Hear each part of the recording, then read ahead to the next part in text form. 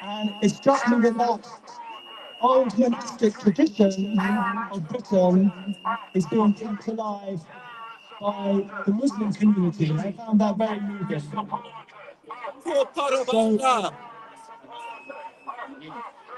profoundly moving to me is to meet people of Kashmiri descent, for example, who come from Wolverhampton.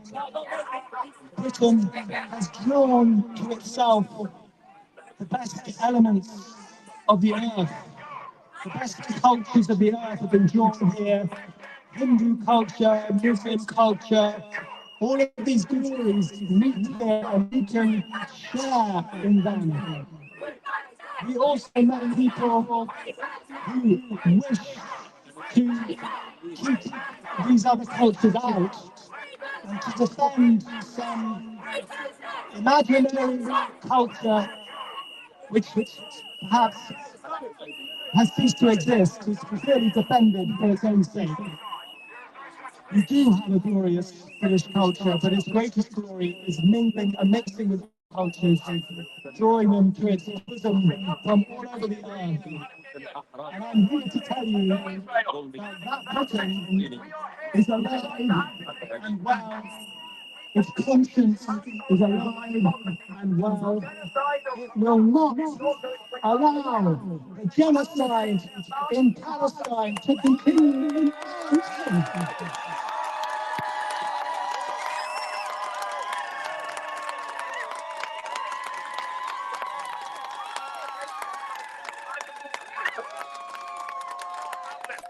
It will not be led into the moral abyss where Israel now wallows in blood.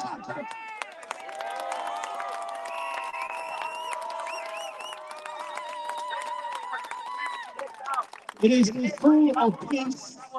It is a place of pilgrimage and poetry. That is the Britain we have discovered, that we've spoken to, that has listened to us as we've spoken the poems of Palestinian children at events all over the place between here and Bristol. That poetry is alive now in this culture, in books, spreading in all directions, resonating, rippling and echoing in our living culture.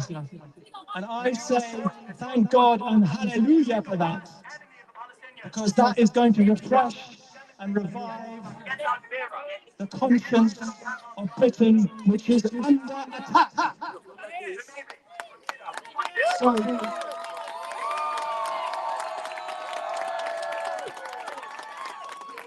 I thank you for gathering here.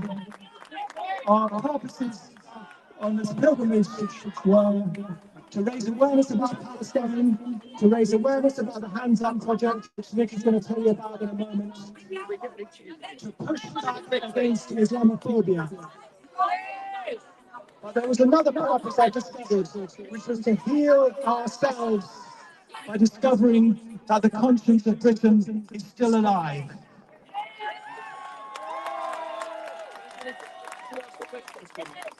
And it is still alive. And so I just want to end by saying, God bless Britain. It will never be dragged into the moral abyss. God bless Britain. Let us all uphold the conscience of this country. Thank you. Thank you very much, Peter. And now I'm introducing Nick from Hands Up Charity, who's been involved in this work, in this event from day one, and he did walk, cheating on a bike, but he did the walk. So give it up to Nick. I want to start by thanking the people of this country. Every step of the way, we have been met with masses and masses of support. All the way from Bristol, we've been met with people supporting our actions, and we have now raised £14,000 for the Hands Up Project charity. For the last 10 years, We've been supporting young people in Gaza to create poems, to write plays, and to perform them internationally, building the self-esteem of young people in Gaza, helping them to feel connected to the world, helping them to feel that they have a voice in the world, amplifying their voices, and they're to be heard. The media of this country, the BBC, should hang its head in deep, deep shame for denying those voices to be heard. Since the beginning of the genocide, the Hands Up Project has been in contact with teachers and with children in Gaza. We've been sending us messages constantly, telling us about the atrocities that have been committed against them. If the technology works, I'm going to play a message to you from one of my oldest friends in Gaza. He's a teacher in an UNRWA school. I've spent many happy hours with him in the hammam in Samara, one of the oldest hammams in the world. 1,000 years ago, it was built. It was destroyed in an airstrike, along with the oldest mosque in Gaza in the beginning of this conflict. The university where he studied was also destroyed early on. Israel has constantly attacked educational establishments because they know that Gaza has always valued education really highly. It's always valued connections with the outside world. And we will never stop supporting those children who will fight to learn and will fight to connect to the outside world. Free, free Palestine! Free, free Palestine! Free, free Palestine! I don't know if you can hear this. Hear this.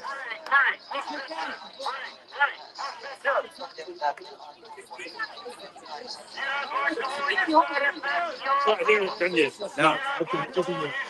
All right. We help children to make plays. We help children to write poems. We have many books of poems created by Palestinian children. This is now an exhibition that is touring the UK. And our voices are louder than yours. And we will keep talking. We will the rights of Palestinian children to have their voices heard. The exhibition of this poetry book is now in a school in Devon where I live. All of the year 5 and 6 children, when they go into their classrooms every day, they see the poems by Palestinian children, they are inspired by them, and that will stay with them for the rest of their lives. The BBC, to their shame, came to interview the children and me and the teachers, and everyone was filled with admiration for the work that's been done by these children. Somebody at the top of the BBC decided that they couldn't show this piece because it shows the voices of Palestinians, it shows Palestinian children as ordinary children who have the same hopes, the same desires as everyone. Now, we still have operations working in Gaza. Very dedicated teachers are running storytelling clubs in English in their own homes. They started in May of last year. Any children of any age are welcome to come to these sessions. They're learning English through traditional Palestinian stories, and they're even writing a book, which we're about to publish, called Stories Reborn, which uses traditional Palestinian stories to teach English to Palestinian children. So thank you for your support. Thank you for your donations, and thank you most of all for helping us to amplify those voices of the children of Palestine. Thank you very much.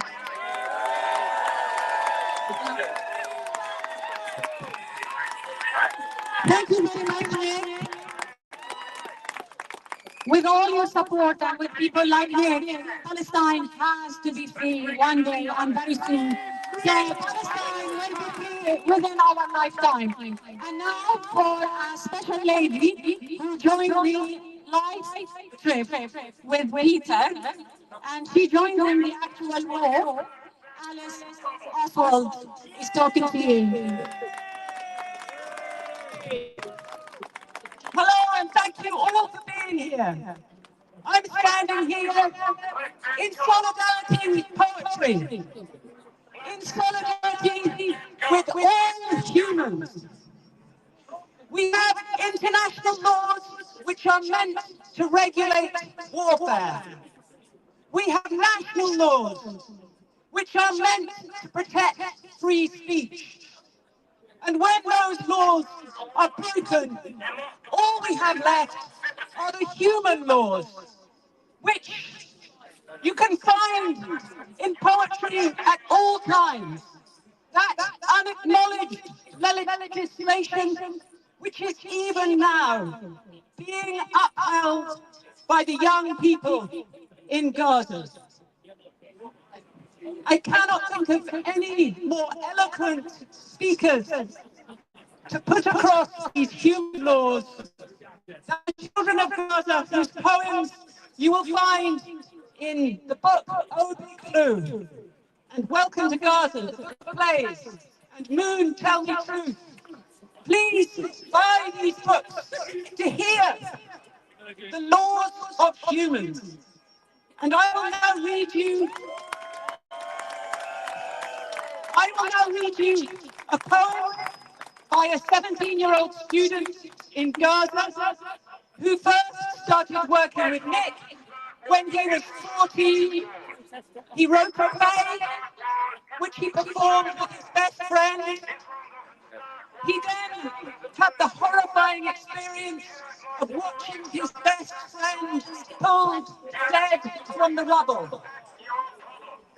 He didn't turn to weapons, he turned to poetry.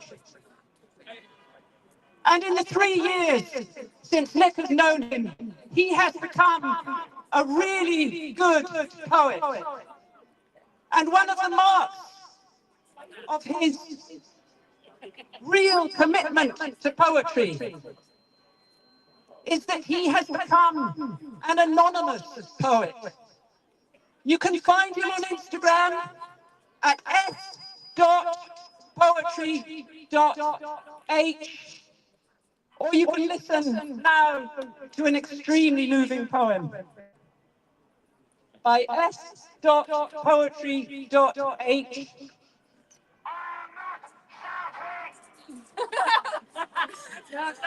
When the sea became a wall, when we were displaced, the sea was near, like a window escaping from the memory of home. And winter was a pure ritual, cleansing the streets of the heart from footprints of fear. We walked with no bags, except for a suitcase of silence, drawing our dreams on the sand, leaving them to the tide, so that exile would not return them. Winter, the friend of exiles, eased our burden, rearranged our voices, and hid our fears beneath the shawl of the wind. Whenever I whispered to the sea, "Where am I?" the waves replied, "You are not here." But do not be afraid. The homeland dwells in poetry, and poetry will never be defeated. The homeland dwells in poetry, and poetry will never be defeated.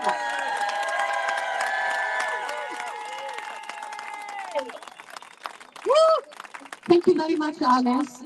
There is one group I would like to thank today, which is the Association of Palestinian Community, who supported supported this event, helped organizing and made it possible for us today. The president of the association, Dr. Nihal Khanfar, would like to address you.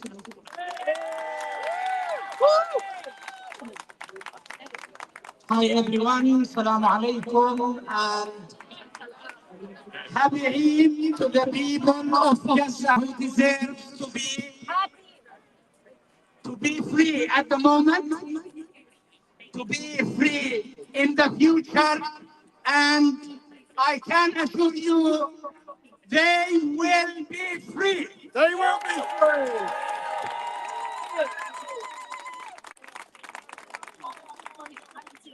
We are in a moment of pride, of honor, resilience, and strength.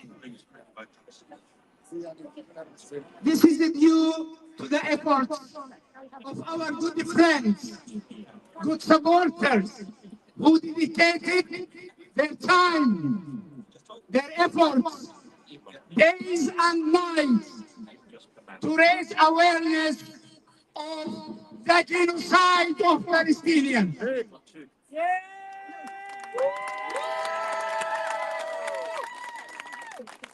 Peter, Nick, and all the supporters would like to pass a very important message to you.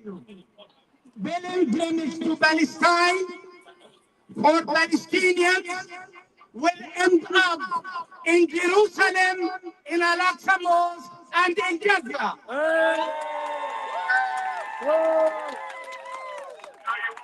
Your pilgrimage for peace, for dignity, to fight the genocide, the fascists in this world will be alive forever with us.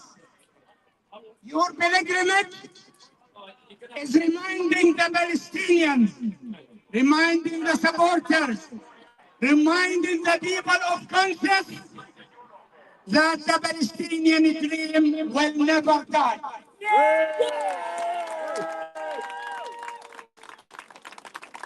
Palestinian dream will never die, will continue to survive, and will continue to destroy the roots of the genociders.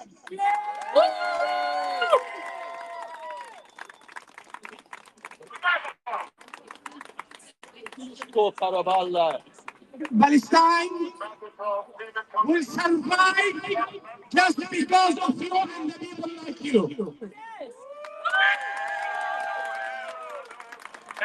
Palestine will be all the time remembering this moment of history. Palestine and Palestinians will never give up with your support to the genociders. Palestinians are not under war, by the way. Palestinians subject to the genocide. We have to say it. Yes. Yes. Yes. We have to tell their supporters, the supporters of genocide, yes, shame on you. Shame on you. Shame on you. Shame on you.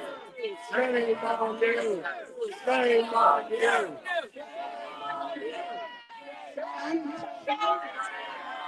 I would like to thank everyone gathered today, to thank Fida for her utmost efforts, and to thank everyone, and to promise you Palestine one day will be free. Palestine, Palestine.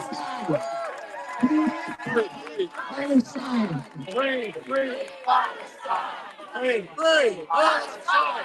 Free, free, Palestine. Association would like to present Peter in a small token.